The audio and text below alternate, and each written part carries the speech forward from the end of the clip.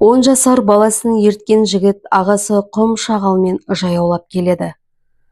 Қалың сексеуілдің іші толған аң, қоян, түлкі, қарсақ. Бұларды көрген сайын баласы сес көрсетіп, қолын сермеп жасқақ аналардың тұра қашқанын қызық көреді. Адам аяғы сирек басатын бұл түкпірдің тіршілігін тіптен басқан, тіптен өзгеше секілді. Көке, бұлар не жейді? Бір-бірін жей ме? Дейді баласы. Күштісі әлсізін жейді деді әкесі. Күшті болған жақсы ғой, иә? Күшті болған емес, адал болған жақсы. Баласы ойланып қалады. Адалы қайсысы? Түлкі адал емес, қу. Қарсақ та жыртқышқа жатады. Сонда адалы қоян болғаны ғой. Өй, қорқақ қоянды адал деп, әлден соң кеш батқан. Ыстық жалын қайтып, ауа салқын тартқан. Қарауытып көрінген сексеуілдің қисық бұталары ертегінің шіреніп тұрған батырлары секілді. Ай шыққан. Жұлдыздар жымыңдайды. Құлаққа ұрған танадай тыныштық. Осылайша бұлар құм шағалды кешіп жүре берер ме еді, қайтер еді. Тек алыстан жеткен қасқырдың ұлыған даусын екеуі де елең етті. Әкесі болса, бұл қайдан жүрген қасқыр? Түнге қалғанымыз дұрыс болмады-ау. Жарайды, жалғыз қасқыр не істей қояр дейсің, тәйірі, деп ойлаған. Баласы болса, қасқыр қарсақ сияқты қашпайды, тіпті одан адамдар да қорқады, деп ойлады. Ұлыған үн тағы шықты. Бұл жолы біреу емес бірнешеу секілді. Және жақын маңнан шығатындай. Бәлелер демнің арасында қалай көбейіп кеткен, бірін-бірі қалай тауып, қалай қосылған десеңші. Бала әкесіне жақындап жүрді. Қорықпа, деді әкесі. Қаңғырып жүрген ит құстарда. Енді бір қырда ассақ, қожаның ескі қорасына жетеміз. Қонып қалсақ та болады. Нағашыңның ауылына ертең шығамыз. Алайда қасқырлар көп күттірген жоқ. Көздері от шашып, шоғырланып келді. Енді осылар үшін келген екенбіз ғой дегендей, айналсоқтап, аңдып жақындап жүр. Иен далада түн жамылып жүрген екеуін тым қорғансыз оңай олжа көретіндей. Әкесі болса, қолындағы құрығын көтеріп, айғай-сап, айбат шегіп еді. Әккі қорқаулар қорқа қоймады. Қайта ерегескендей арқа жүндері тікірейтіп, тістерін ақситты. Аш бөрілер көбейе түсті. 3-4 еді, енді 10-ға жақындағандай. Саны өскен сайын қылықтары да өзгеріп, қауіпті бола бастаған. Ырылдап сес көрсетеді. Әппақ азулары пышақтай. Оңтайы келсе бас салуға дайын. Көке, көке деген баласының үрейлі даусынан тұла бойы мұздап қоя берді. Көке, мыналар бізді тірідей жейді. Әкесі болса құрықта онда солда сілтеді. Тым болмаса біреуін сұлатса екпіндері басылар ма еді дегені. Өңі өрт сөндіргендей, қасқыр қоршайды деп кім ойлаған? Алайда қасқырлар қаймығар емес, бір шегініп, қайта ұмтылып, жер тарп аңдысып алған. Қорықпау керек, деді әкесі, әлгіде ғана баласын айтқан сөзін іште қайталап, қорықпау керек. Бұл қорқса баласы қайтпек. Бұл қорқаулармен соңғы демі біткенше айқасар, соңғы демі таусылғанша шайқасар. Тек Алла тағала баласының тәнін талаған көрсетпесін. Ондай сұмдықтың беті аулақ. Бала әкесінен екі елі ажырамай жүр. Әкесі әбден ашынған. Ештеңеден тайынар түрі жоқ. Баласы қалқалап жақын келген қасқырды құрықпен жасқап алдырар емес. Бірақ бұл айқас қаншаға созылмақ? Бұл қаншаға шыдамақ? Баласы болса бауырына тығылғандай, әрі қарай күтпеген оқиға болды. Әкесі жалақтап жүріп, қасқырларды бір шегіндіріп тастады да, жалмажан үстіндегі көйлегін дар еткізіп айырды. Айырды да жалмажан құрық басына байлады. Белінен құтысын алып, ішіндегі бармайын құрық басындағы шөберекке аудара салды. От жағамыз ба деп ала шыққандары еді. Енді мүлде басқа кәдеге жарағандай. Қасқырларды тағы бір қаймықтырған әкесі қалтасынан оттығын іздеді. Лап еткен оттан қасқырлар ыршып түсті. Қаншама жау жүрек болса да, тайсаласып қалғандай. Әкесі болса лаулаған отты бастарынан айналдыра айқайға басып, айбат шегіп, жақындау тұрған бір-екі бөріге тап-тап берді. Аналар тым-тырақай. Отын аулалатқан әкесі қиқу салып, бірде шалт бұрылып, бірде қалт тоқтап, ышқынға айғайлап, жыртқыштардың зәре-құтын ұшырды. Мұны көріп баласы да ес жиған. Әкесіне қосылып айғайлағысы келді, дауысы шықпады. Дегенмен қауіп-қатердің артта қалған екеуі де ұққандай. Әкесі аш көз қорқауларды қуып тастағанына, баласының алдында бөркемік болмағанына қуанады. Баласы әкесінің ойда жоқта амал тапқанына, бөрілерді бездіріп жібергеніне риза. Осылайша аш бөрілермен айқаса жүріп, арпаласа жүріп, бұлар діттеген қораларына да жетті. Бұл кезде құрық басындағы алау да азайған. Маймен бірге шөберек те жанып кеткен. Қолдарында қалған күйелеш құрық қана. Ащы тері шыққан әкесі қораға жеткен соң, ағаш есікті айқара ашып, «Кір!» деген.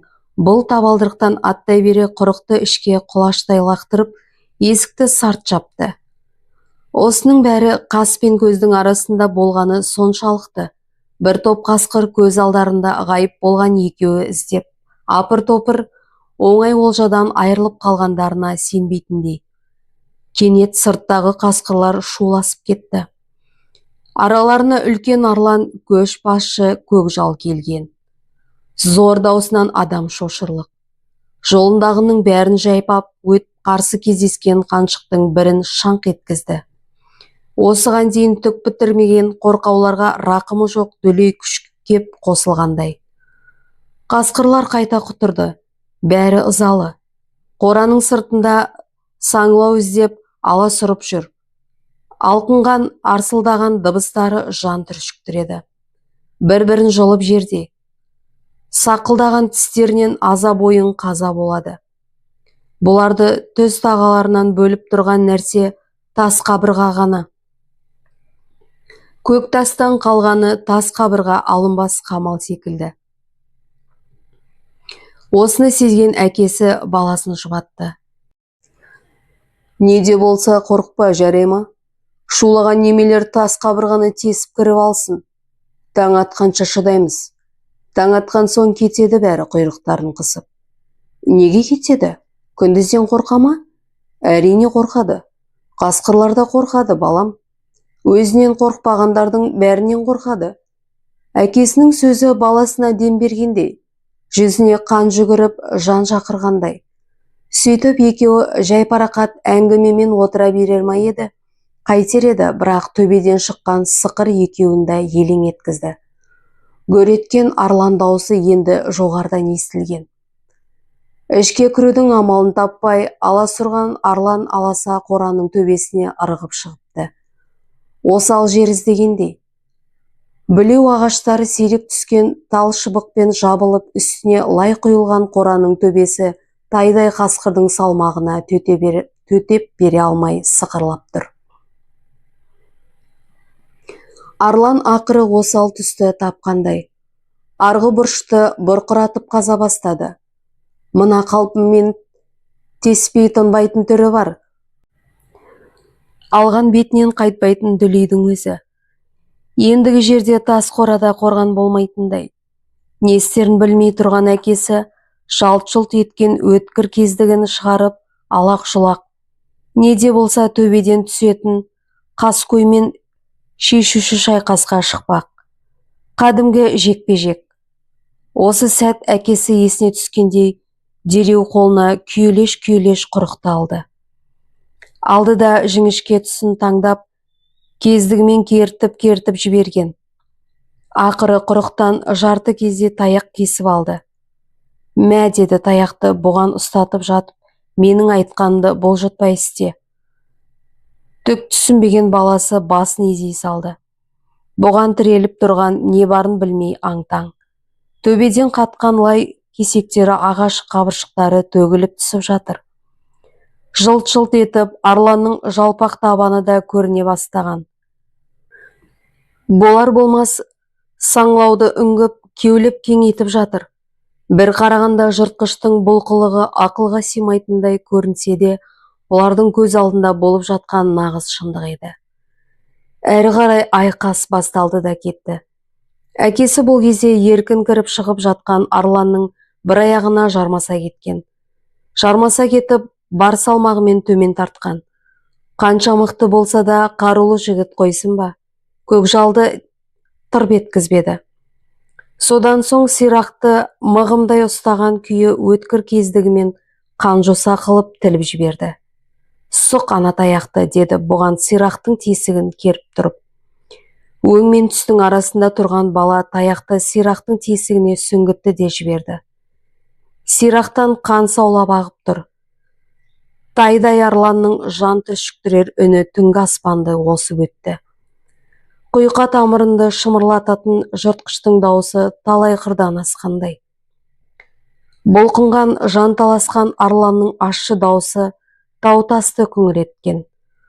Қанша уақыт өткені белгісіз, әйтеуір бір кезде қаңсыраған қасқырдың дауысы бәсеңдей бастаған. Әдепкі бұлқынысы жоқ. Жән тәсілім етер алдыңғы болмаш қарсылық секілді. Төбеден қан тамшылады. Жып-жылы қызыл тамшылар бетін айғыздап жатса да, әкесі селт еткен жоқ. Осыға дейін бастан кешкендері әбден сансыратып тастағандай. Баласын бауырына алып, жанға жайлы белгісіз бір сезім құшағында. Үрей мен қорқыныш енді мақтаныш сезіміне ұласқандай. Күн көтерілгенде әке мен бала далаға шыққан. Әкесі төбедегі қасқырды көріп, жағасын ұстады. Тайдай көк бөрі қылжиып жатыр. Басы дөңбектей. Езуі үңірейіп, тілі салақтап қалған. Құлағы серек. Тұмсығы ұзын. Азулары пышақтай. Қылшығы көп, бауыры теңбіл екен. Ұсақ-ұсақ дақтарға ұқсайды. Әкесі жерге түсіріп терісін сыпырды. Иығына салып жолға шыққанда, көк бөрінің терісі жерге сүйретіліп келе жатқан еді. Осы уақиғадан кейін бұл өңірден қасқыр атаулы ауып кеткен екен деседі. Бауыры теңбіл көк бөрі баласының түсіне көпке дейін кіріп жүрді. Құрметті тыңдармандар, әңгімем ұнаса, арнама тіркеліп, қолдау көрсете отырыңыздар. Лүпілі басып, пікір қалдырыңыздар.